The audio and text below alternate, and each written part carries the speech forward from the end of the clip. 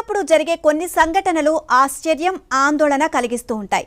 అసలు ఎలా జరిగాయో కూడా అర్థం కాని పరిస్థితి నెలకొంటుంది. ఆపరేషన్ చేసే సమయంలో కడుపులో కత్తెర మర్చిపోవడం, మరే వస్తువైనా మర్చిపోవడం తరచుగా చూస్తూ ఉంటాం. అంతేకాకుండా అనుకోకుండా నోటి ద్వారా లోపలికి వెళ్లిన వస్తువులు ఏళ్ల తరబడి కడుపులోనే ఉండే సంఘటనలు కూడా మనం అడపాదడపా చూసాం. కానీ మధ్యప్రదేశ్లో జరిగిన ఓ సంఘటన మాత్రం వైద్యులనే షాక్కు గురిచేసింది.